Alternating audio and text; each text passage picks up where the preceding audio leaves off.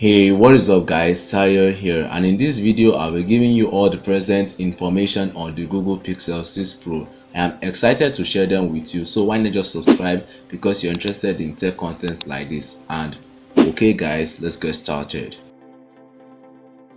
The Google Pixel 6 Pro is said to have a 6.7-inch Fluid AMOLED display with a resolution of 1440 by 3120 pixels, which means it's a 1440p display clocked at 120Hz refresh rate for a fluid user experience, and it also has HDR10 Plus certification.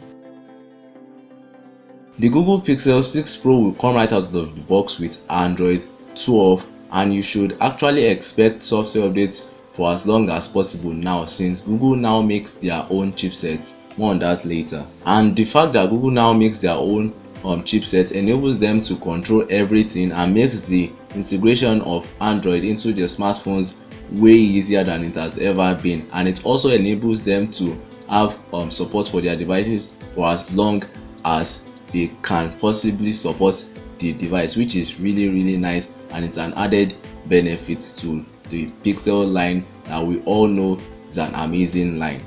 Or who doesn't like Pixel devices here? Let me know in the comment section below. We'll have a chat.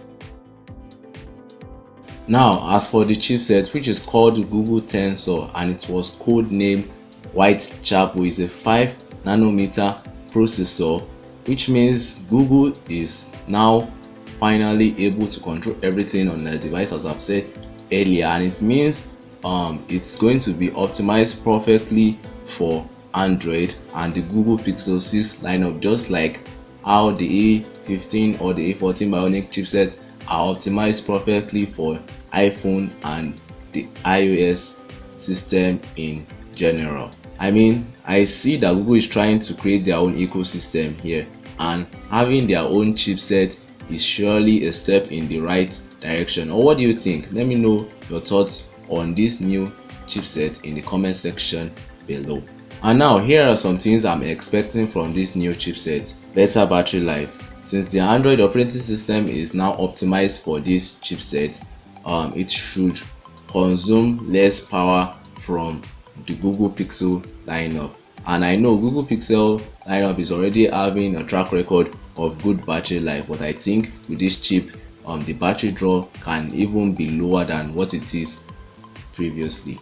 Number 2, better performance in day-to-day activities like gaming, watching videos, social media, and basically whatever you do on your smartphone should be far better than what it is right now. And finally, better camera quality. Now I know the Google Pixel are really good in still images, but they still lag behind in video production. I want them to catch up with the likes of the iPhones and Samsung in terms of video quality.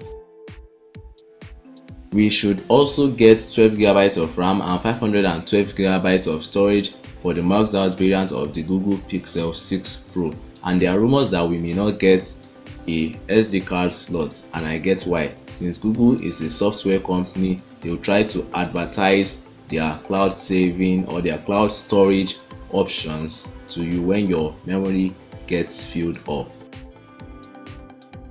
Now let's talk camera. The Google Pixel 6 Pro will rock a triple camera setup consisting of a 50 megapixel main camera, a 48 megapixel telephoto camera, and a 12 megapixel ultra wide camera that should double as a macro camera if needed. Now, videos from the camera maxes out at 4K 60 frames per second and 1080p 30 frames per second for the 12 megapixel selfie camera.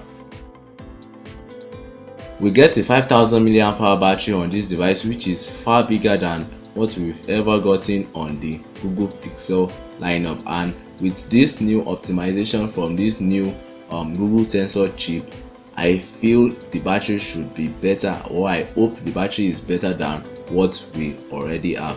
Now I'll be running through some features I would like to see on the Google Pixel 6 Pro.